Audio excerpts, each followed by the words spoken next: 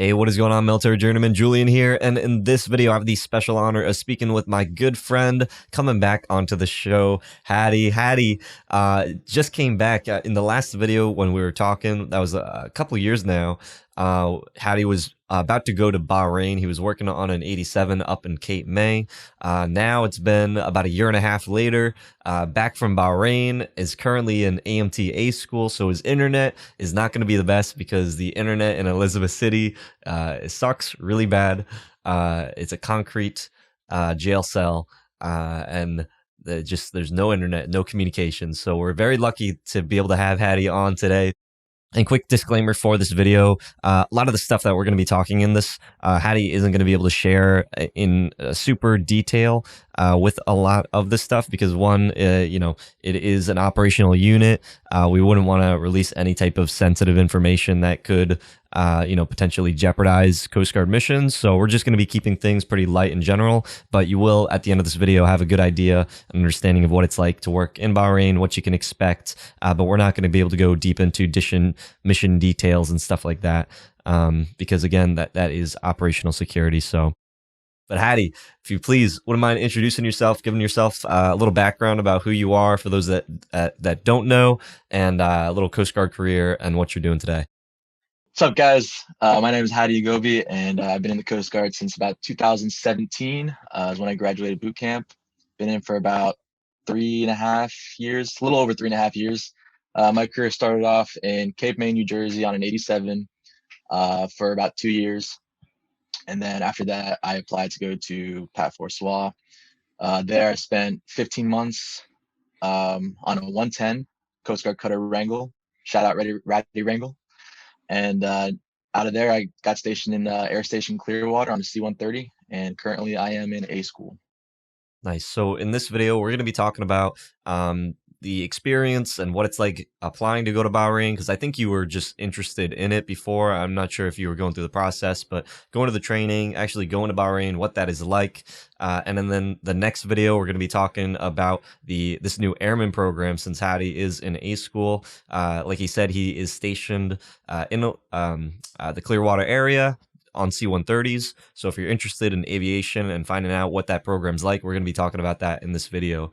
But if you wouldn't mind giving a little bit of background as to, that process with going to Bahrain, and why would people even want to go to Bahrain? So why people would want to go to Bahrain is the only priority one in the Coast Guard. That's the only place to ever get priority one. So that's like one of the biggest incentives, especially for non-rates. So you can get to the top of whatever A school list that you're on or you're waiting on.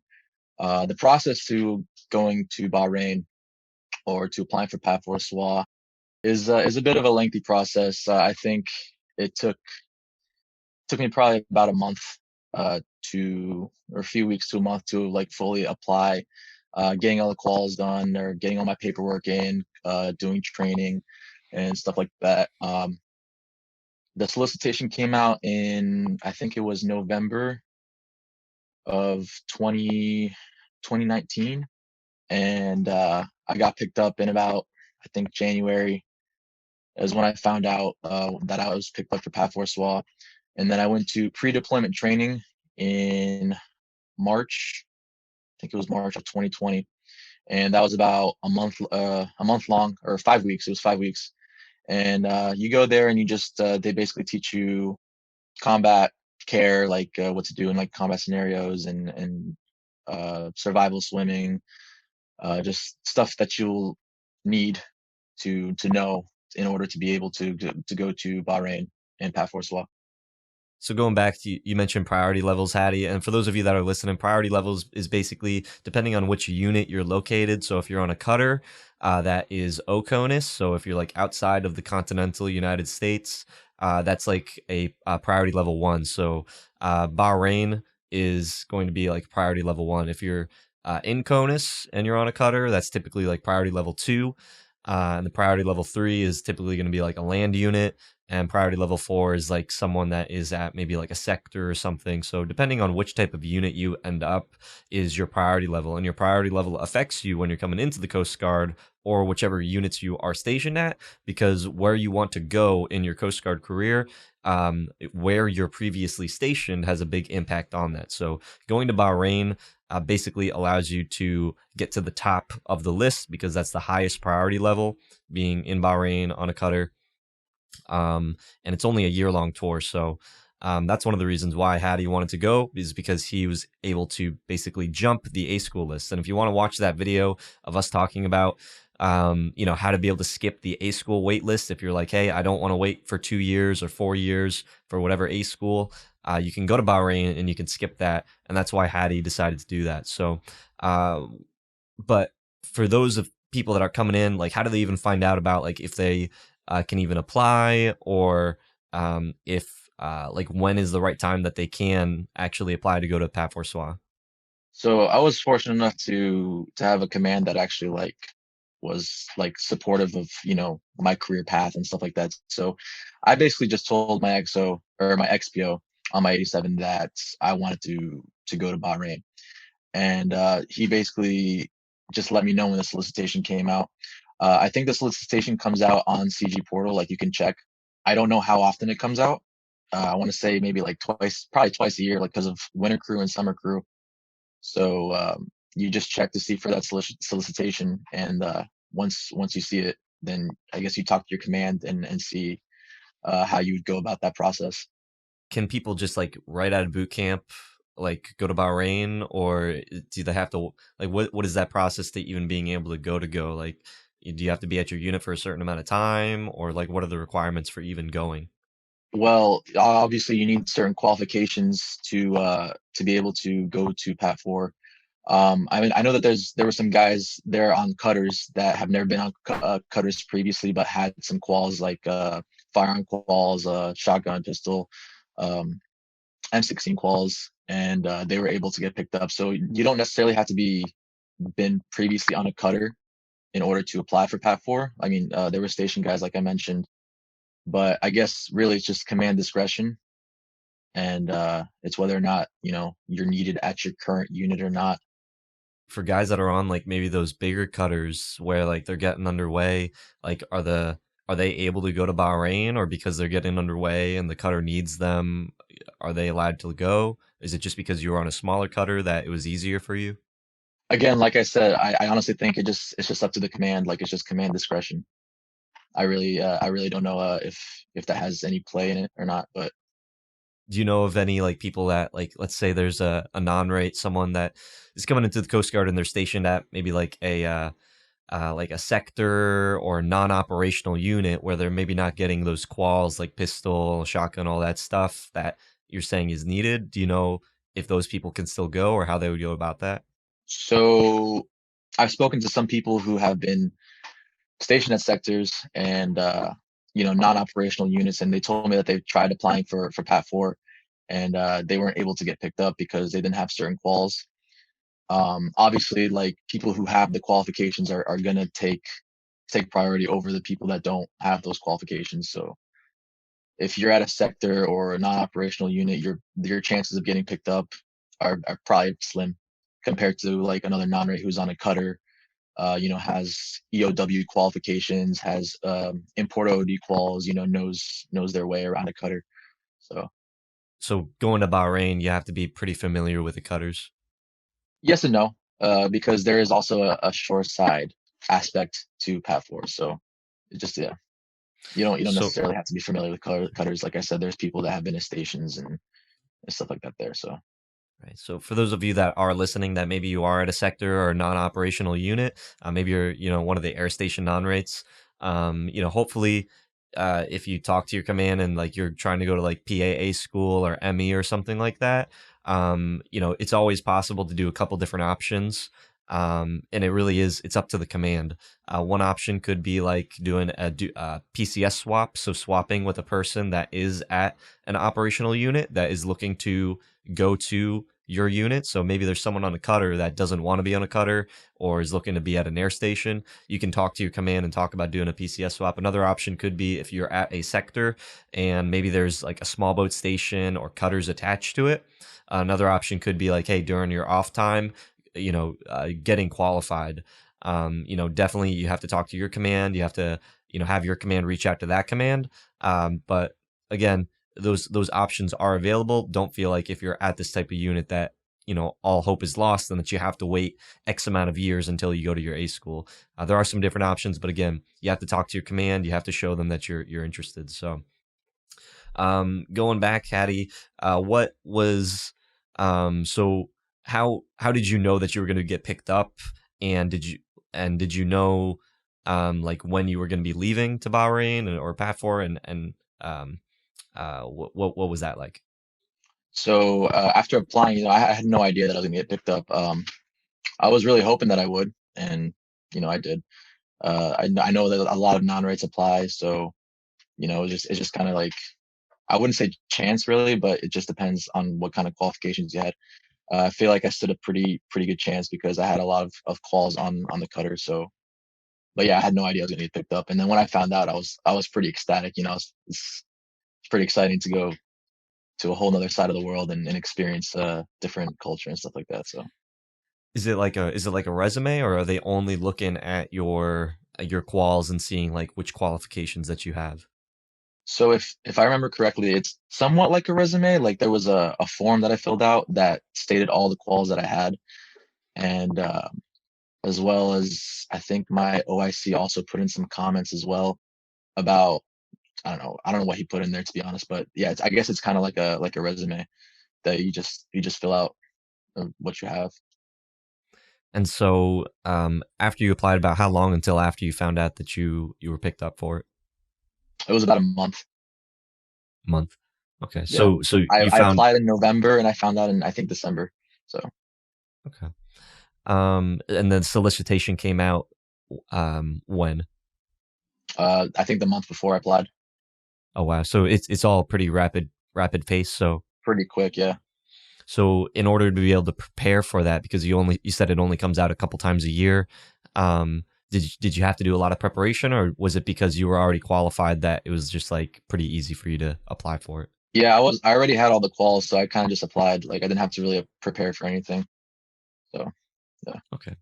And how much time would you say, like, in order to get all of the quals that they're looking for PATFORSWA, how long does it take to get those? Not very long. I think they're just like, obviously if you're at a cutter, it's just like your basic quals, like your import OOD, like I mentioned before. On my 87, it was both import OOD and EOW. Um, you have your I had QMO watch or CMO, pistol quals, M16 qual. It's just your basic cutter quals that you're probably gonna get at most cutters. So as long as you just do what you're supposed to do, you'll be fine. So if there's people that really want to go to PAT4, then they should be trying to get on a cutter to get those quals. I mean, I wouldn't say try to get on the cutter because, like I mentioned before, like there were people at stations that also were able to get into PAT 4. I don't know what kind of quals they held or not, but there was a guy on my cutter that came from a station, and you also get your quals while you are in pre-deployment training. So like the firearm quals, um, like you shoot M6 or M4s. You shoot these SIGs, shotguns, you get those firearm quals in PDT, but I think they preferred for you to have those quals beforehand because there were some people in our PDT class that, or pre-deployment training class, that didn't have those quals. So Got it. So it's pretty lenient if you're interested in applying. Just apply for it and see if you get yeah, picked I up. would It's I kind would of definitely say, like, if you're interested in applying, it doesn't matter what unit you're at, just apply for it. I definitely recommend it. okay. So PDT pre-deployment training. What was that experience like, and what are you learning there? Pre-deployment training, it was in what was it? It was in North Carolina. Forgot the name of the city. I can't think of it off the top of my head, but it was in North Carolina. It was on a Marine base. Camp Lejeune. That's the one, Camp Lejeune. And it's probably one of the biggest bases I've ever been to. It's massive. I think it took us like what 30 minutes just to get off the base, just to drive off base. It was just like its own little city, huge base, and that's where we went for pre-deployment training. And it was just 5 weeks of just they were teaching us about the Bahraini culture. We had a couple weeks of range. We had some egress training, simulation training, and stuff like that. And when do you find out? Is this a training that do you have to have like a lot of experience with guns or like being tactical or? No, not at all. Okay, so going to this training, when do you find out like which cutter or like you said that there's in PAT 4 you could be at a land unit or you could be on a cutter. Like when do you find out like where you're going to be going? So you find out where you're going before you even get to pre-deployment training. So everyone gets their orders for whatever cutter they're going to be on, if they're going to be shoreside, whatever the case may be. And then once you're in pre-deployment training, everyone kind of divides up into groups. So like the cutters, kind of like the cutter that you're going to be on in PAT 4, or if you're going to be shoreside or whatever, like, you kind of just stick with those people throughout pre-deployment training. And those are the people that you just do things with day in and day out, like all your training and stuff like that. So Is it like pretty boot campy or is it's it not. is it tough? Like are there people that fail out of it? No, no one fails out of it. I Um, feel like the Coast Guard spends money to get you to pre-deployment training. They're going to do their best to. I mean, I'm sure it's possible to fail out of it. I'm sure if you lack of effort or whatever, but they're definitely the instructors and stuff are gonna do their best to get you through whatever it is you need to get through. is there a benefit to going on a cutter versus a lane unit in PAT 4? You don't get a choice. You don't get a choice. Is it Yeah, as a non-rate, I'm pretty sure you don't get a choice. Um, I don't know how it works for. Uh, I'm not even gonna get into that, but like for officers and stuff like that, I don't know. Um, but as far as Actually, like I think I priority, think I think even petty officers, even like BMs and MKs and stuff like that, I don't think. I think you can put in, that resume that I mentioned earlier. You can put in that you would prefer to be on a land unit or prefer to be on a cutter, but I think at the end of the day, it just depends on availability and who's needed where. So going to and PAT 4 in Bahrain is there a different? I know PATFORSWA, Bahrain is the location. PATFORSWA is what the unit is. It yeah, PATFORSWA is Patrol Forces south Southwest something? Asia. Yeah, Southwest Yeah, Asia. something. Okay, okay. So going to PAT 4. What is that experience like? Definitely one of a kind experience, especially being in the Coast Guard. You get to work alongside with the Navy, do some pretty cool missions. It's a very, very dynamic part of the world, so you never know what's going to happen. Anything could happen. It's definitely a very, very serious. It's a very serious environment. Not to be taken lightly. Uh, for people that are going out to PAT 4, that know that they're going out to PAT 4, it's very easy to get kind of complacent and not be aware of what's going on. So, you know, just it's always important to remind yourself that you are in the Middle East, and How does it differ from being on an 87, and then what was the size of the cutter and what was that like in PAT 4? So from being on an 87 and then going to a 110, it's completely different. I mean, the ride is exactly the same. Like, they both ride terrible. You get some bad seas in the winter. I mean, when I say bad seas, it's like what, maybe 6 footers, 7 footers, and the boat's just like rocking like crazy. So it's just as bad as an 87. I was really hoping to be better, but it wasn't. So basically, shoreside work environment, like, so when the cutter is moored up, it's basically the same thing. As a decky, you're doing like sanding and painting projects, cosmetic work with the cutter. Obviously, being underway is completely different. In Cape May, um, we were doing law enforcement and search and rescue. Obviously, you're not going to be doing any search and rescue in Bahrain. The 110s out there are more. The mission is more like kind of like anti-terrorism, force protection. Um, so, working with the Navy. I just things of those nature. So what is it like reporting to your unit? Like, what are the are you like fully qualified? Do you have to get requalified in like different areas? And what is that like during that process of reporting to that unit? Okay, so for the quals, obviously, if you're coming from a cutter previously, it's quite simple to get requalified.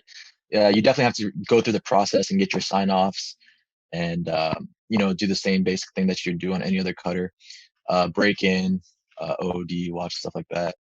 Coming from most of the guys out there, including myself, we were coming from cutters previously, so it was very easy for us to get qualified.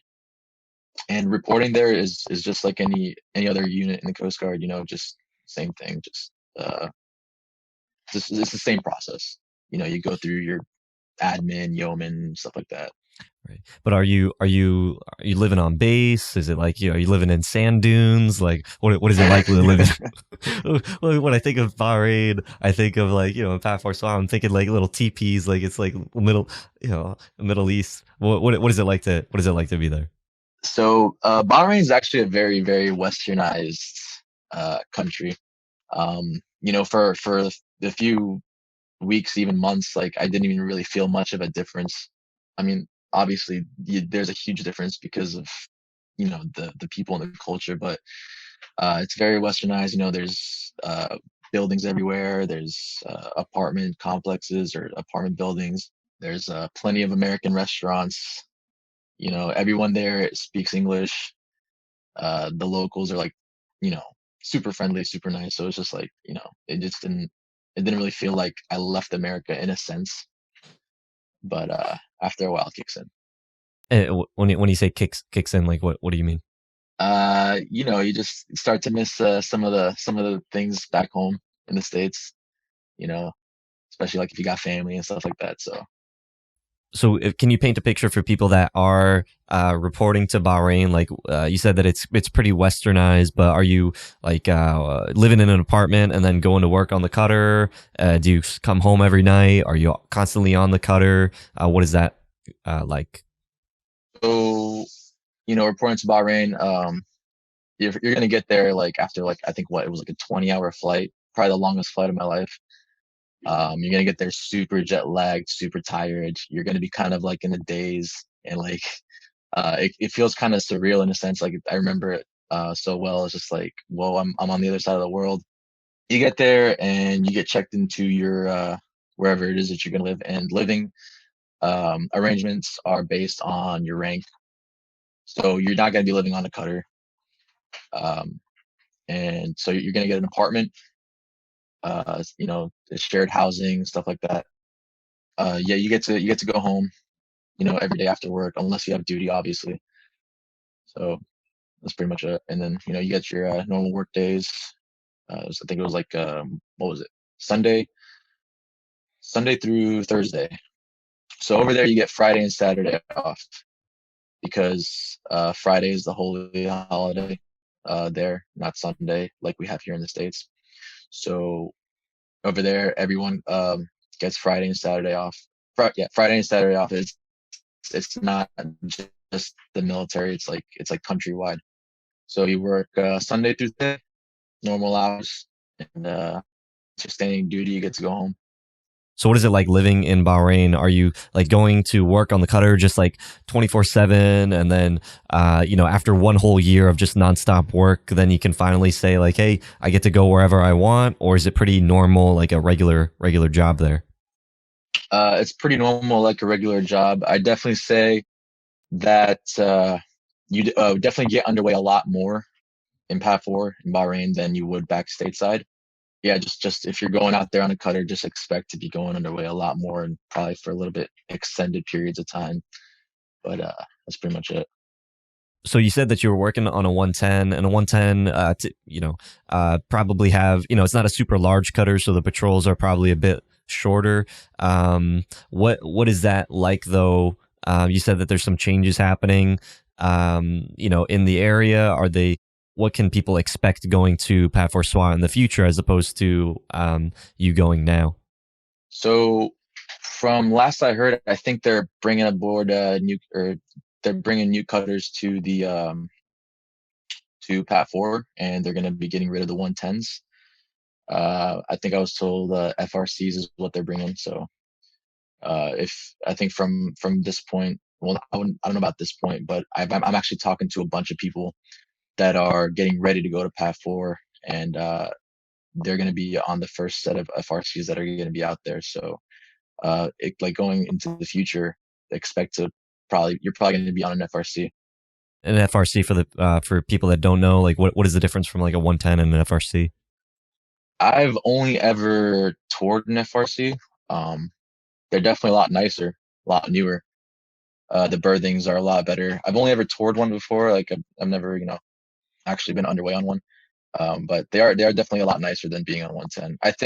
I'm pretty sure they ride the same though. So no matter what, you're just gonna have a bad time if there's rough seas. So what is it like for a person that is stationed at the land side of PATFORSWA versus being on the cutter? It's a great question. Um, Being on landside, I think you don't stand a whole lot of watch. 4 hour watch every, I don't know, like 4 days or something. It's really basically being on shore side is a lot easier than being on a cutter. However, being shoreside, from what I've been told from shoreside people, it just gets boring and redundant, and it's the same thing versus being on a cutter, being underway. At least you kind of can get away and look forward to port calls and stuff like that, which I've been lucky enough to make some pretty cool port calls before this whole COVID thing happened. So Okay. So being on a cutter, being on a land unit, it's a pretty different experience. And I think, just from this, I'm pretty sure that being in PAT4 on a land unit is technically a lower priority than being in PAT4 on a cutter. I'm not too sure about that one, to be honest. If anything, it's probably like maybe a priority too. But I again don't quote me on that. Don't take my word for that one because I'm not sure exactly what priority you'd get out of there. But I think as a non-rate, it really doesn't matter. You're still going to jump to the top of the list. I mean, some non-rates out there are like going like BM or something like that, which kind of doesn't make any sense. But they just wanted to go there for the experience, which good for them. But And what is that experience like? Is it a pretty good experience? Or I mean, it seems like the tours are so short, like it's only about a year long that you're there. Is it that short because it's like super tough, or is it just that short because you're away from so many people? Like why is like what is the idea or the image of what going to PAT4 is like for people that don't know versus what it's actually like going there? so I'm gonna say the same thing that I've heard from a lot of people that they told me that when I first got there, is that the days are long, but the year goes by pretty quick, and it's the truth. You feel sometimes the days drag on, but like it goes by super super fast. Definitely an experience I would highly recommend to any non-rate that's looking into going to PAT4. It even just looks good, like career-wise, that you went out to PAT4. Like later down the line, if you want to apply for something, say you want to go to OCS or I don't know, whatever you want to apply for. You can put in your packet that you went to PAT4. It's just a very good. There's nothing but like positive things that can come out of it. Obviously there's negative things that can come out of it as well if you're not careful, but a lot of people get in trouble there for various reasons. So a lot of people join the Coast Guard because they are trying to stay out of, war, or they're trying to stay out of combative situations.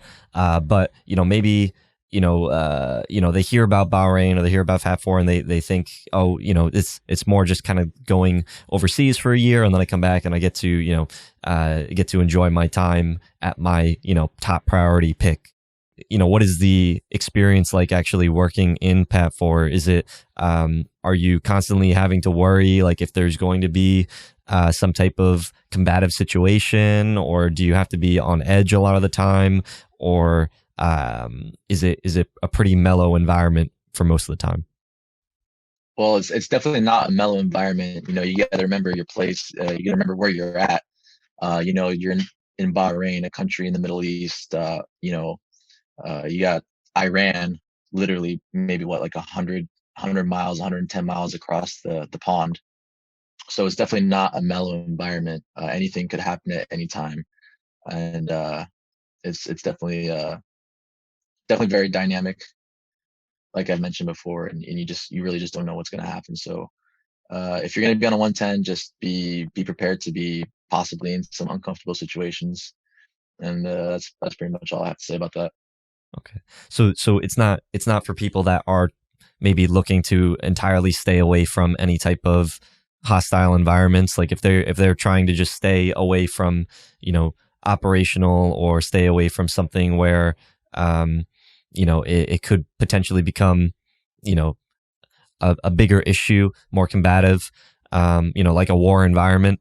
Bahrain is probably not a place that they should consider going to. Yes and no. I mean, I'm not saying that like we were out there dodging bullets and stuff like that. Like that's definitely not the case. But the possibility does exist. It definitely could happen. Definitely haven't been in any combat, like uh been in situations where combat is possible. The potential is there, but definitely haven't been. Okay. Yeah, and of course, going into detail about certain things, we want to keep this video from causing any types of issues. So we're going to keep things very light. But understand that this is this is the Middle East. There is a reason why it's a short tour. Why there's only one Coast Guard unit in the Middle East that's working alongside the Navy. So there's reasons for that. Understand that if you're not comfortable being in these types of situations, and that's maybe why you joined the Coast Guard, then it might not be best suited for you. But understand that joining the Coast Guard, you're going to be in situations that could be very hostile. If you're dealing on an 87, or you're dealing on a cutter, you're going to be dealing with migrants. You're going to be dealing with drug interdiction. There could be situations where things could definitely escalate, and that's just kind of the nature of being in these situations. So understand that. With that being said, what is that like also with travel? Like, were you able to go to like Dubai, or were you able to take vacation, or was it just a year long of work? So we were authorized 30 days of leave while we're out there. Um, they'll explain the whole process of how you're allowed to take your leave or how not because of COVID right now. I don't know like how the situation is over there right now with everything. I think that right now they're only authorizing leave to the states for people to visit their families. Not entirely sure, but my experience, I was able to go to Thailand for a couple weeks. Definitely an experience. Uh, like obviously, if you are able to take leave while you're out there and go to a different country, I highly recommend it, because you're on that side of the world. Plane tickets are a lot cheaper. There's a lot of cool places to go around there. You got countries in Asia, you got Europe, you got Africa, so like everything's is pretty close there. I had a bunch of buddies of mine get together and go to Oktoberfest in Germany. They had a great time, and people go everywhere. People go to Italy and just all over Europe, and it's definitely recommend if you can take leave, take it. Is there anything that we missed, that you want to be able to cover in regards to people that are interested in going to PATFORSWA? The only thing is, like I've mentioned before, like if you're considering going for it, I highly recommend you do it. Like just send it, like just go for it. Um, every person that I've worked with in Pat 4, um, okay, I wouldn't say every person, but like the non-rays at least, every single one of them said that it's been worth it, and I definitely feel the same way. Like if I could do it again, I would 100% do it again. Like I really would, genuinely speaking. But obviously, going AMT, there's no chance of doing that. So I'm glad I got to do that tour, and it was definitely a great experience. What are maybe, and just a kind of final question on this is, what are some of the things that people believe maybe about PATFORSWA that, for people that haven't gone or that are just talking about it, that, having gone now, you realize maybe are not true, or just because of lack of information? I don't know if you if people were telling you things about it before you actually went, and then you showing up was like, oh, what they were saying was completely wrong, or it was not like what I maybe imagined. So one of the biggest misconceptions that I was told before going to PAT 4 was that Shoreside was in charge of maintenance of the cutters while we're in port, and the people who are on the cutters are in charge of just doing carrying out the mission, being underway, which is actually not true. The shoreside unit is there for support for the cutters. Um, just because you're on a cutter doesn't mean you're not going to be doing maintenance or anything like that. As a fireman, as a decky, you're going to be in the engine room. Okay, not as a decky, but as a fireman, you're going to be in the engine room along with the MKs. Shoreside supports us. They they uh, they send over help for for maintenance. They also have deckies as well that they send to help us out with sanding and painting, and doing deck work and deck maintenance. So just because you're shoreside doesn't mean you're just going to be in charge of just maintenance the entire time. And just because you're on a cutter doesn't mean you're going to be just mission um, specific. So I was going to say also just the living situations. Or actually, no one actually told me this was just a misconception from my head. Like I just thought that the living situations were not going to be the best, but they're actually very, very good living situations. Like the housing that's over there is actually very nice, even as a non-rate. I mean, if you get stuck in the compound, I don't know, maybe the compound's nice. It's all right. You'll know what I'm talking about if you get there. Um, but for petty officers and I don't know anything about officer housing and anything like that, but petty officers they basically get villas to themselves. I mean, not to themselves. They share villas amongst each other. So they have it made, and then non-rates we usually get apartments, but they're nice apartments though. It's not like anything. So what is a living situation like? Are you having to live with other non-rates, or do you get your place to yourself? Yeah, usually you get a roommate. It's yeah, you get a roommate, and each person gets their own room. Like I said, depending on what building or what living arrangement you could get up to. I think it's up to four roommates in the living situation. I was lucky enough to only have one roommate, so just me and my roommate for the entire year in an apartment. So it was sweet. Nice. And then on the weekends you can go out. There's like movie theaters, and there's stuff that you can do. It's not sitting in a room, all weekend. Yeah, they have all kinds of stuff that you can do there. They got movie theaters, they got malls. There's this place called American Alley, which if you're going there, you'll learn about. It's just basically an alley where there's just all kinds of like fast food joints. Oh, by the way, the food there is phenomenal. Like they actually care about how they prepare their food there. Like even fast food places like McDonald's, KFC, like they actually like take the time and actually care about what they're serving you. So you're gonna enjoy the food there if you're going there. And even like there's just so many different ethnicities there as well. Most of the working force there is Filipino and Thai. Yeah, just a lot of Asian food. Of course, it's in Asia. A lot of Middle Eastern food.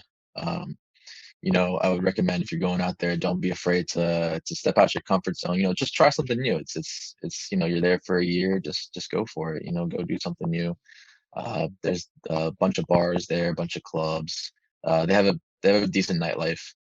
Depending on where you're coming from. I went there from Cape May, New Jersey, where there was like zero nightlife. So I had a good time there. So Going to Bahrain, are you earning more money? Like, is this are you going to be coming back from a tour in PATFORSWA with like a good chunk of change in your pocket, or are you spending all your money while you're there? so if you're smart, you will save a lot of money. But if you're not, you'll definitely blow a lot of money as well. I was a little 50-50, like I was definitely able to save a good chunk of change while I was out there, but I definitely could have saved more. But the pay as a non right there, depending on where you're coming from. So I was coming from an 87 and living in barracks, so I wasn't making too much money, but it was double my pay that I was making in the States. So I was happy with it. But it's definitely, um, if you're a petty officer, you're gonna be making some pretty good cash out there. I was gonna say, especially if you have like a reenlistment coming up, like there were some CSs out there that had like a reenlistment and they got their full reenlistment bonus like tax free. So it's you know, I was going to say that money while you're out there is also tax free. yeah, it's tax free.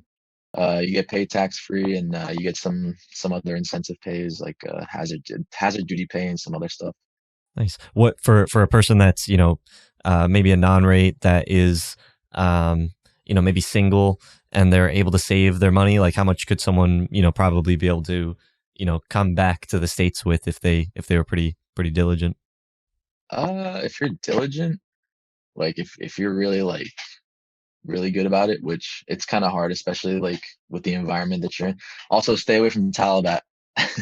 Talabat is a food delivery service that every military person that's in Bahrain has, and you will definitely lose a lot of money ordering food. But back to the question, I would say if you were diligent as a non-rate, you could probably save about like 20K in a year. Awesome. Well, I was just gonna say, you live on the economy, housing is covered.